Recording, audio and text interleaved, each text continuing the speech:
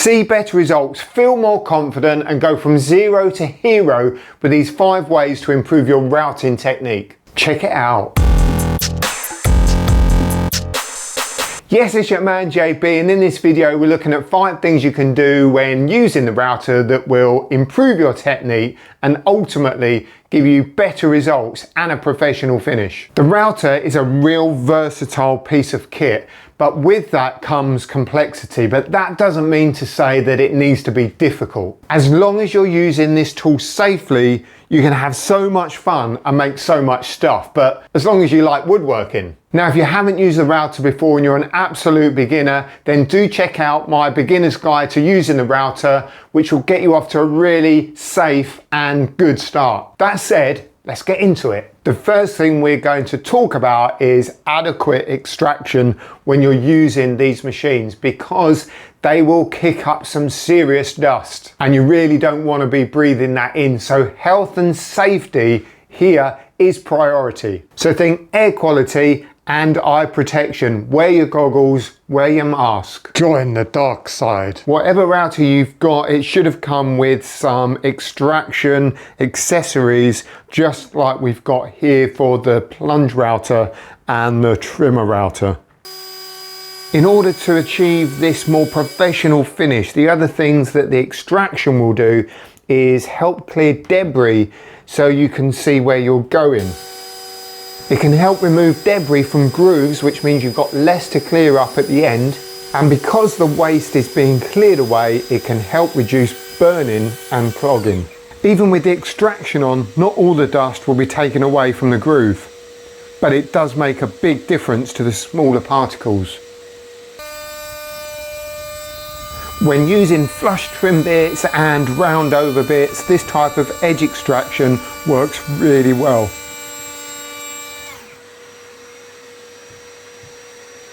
The next thing I want to talk about is the spindle speed, how fast the motor is actually running. On most modern routers you will have variable speed control, which for example range from 1 to 7 on the 2 routers I've got in front of me here. So if there's only one thing that you take away from this tip, is that the bigger the bit you're using, for example these, the slower the spindle speed.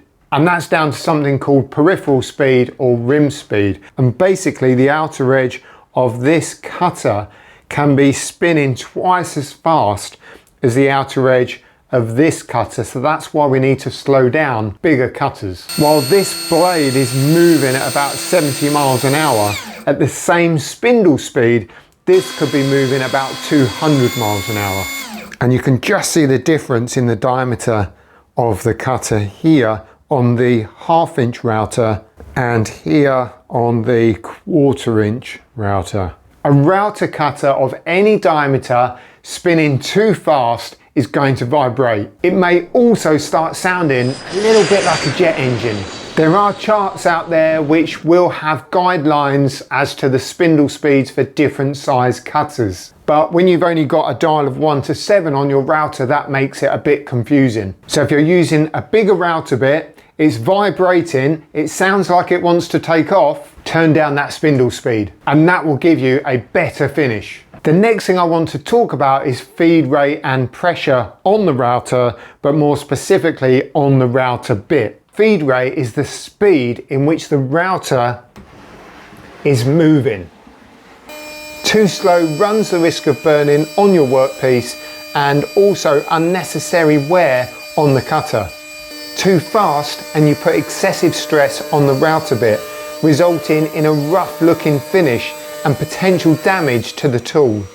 What you want to do is aim for a consistent speed with no stopping and starting. Once again, there are charts which will tell you how fast you should be moving your router, but that's all going to get a bit confusing. So my advice is just start off, take it easy, and with experience, you'll know what speed to go. Listen to the machine, because that will tell you. And if it's screaming at you, then slow it down. Moving on then, the next thing we're looking at is bit quality.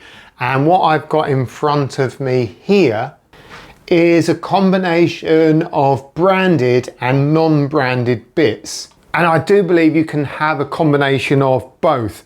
I don't think you need to buy really expensive cutters all the time, but it does depend on the job that you want to do. So here I've got some branded, more expensive router bits, got a couple of round over bits, a trim bit, a rebate bit, and some straight bits.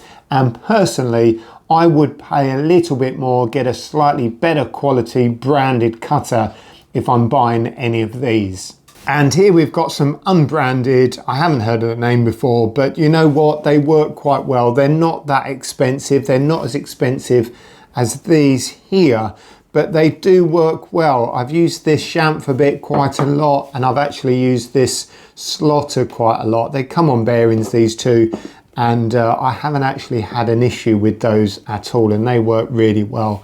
I've also got a straight bit and a V-groove bit. So I do think anything you're using a lot of the time, go for something that's branded, a little bit more expensive. And if you just need something for a one-off job, let's say something like this, then just go ahead and buy something a bit cheaper.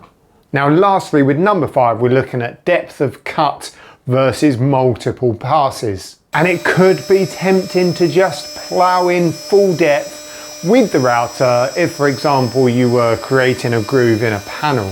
But believe me, this will put too much pressure on the router, potentially break the bit and give you a rough finish as the router screams at you to slow down.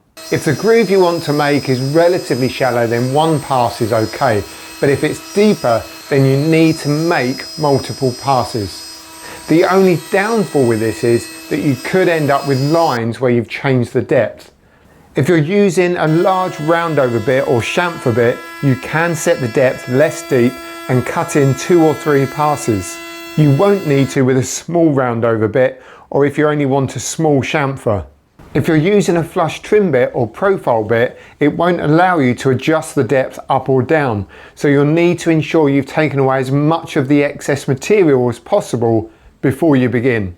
By incorporating those 5 ways to improve your technique, you will start producing some professional looking work in no time. If you've got any questions about the router, then do leave those in the comments box below. I'm going to leave some links down below of these routers and some of my favorite router bits. I do hope you found this helpful. Thank you for watching, and I'll see you next time.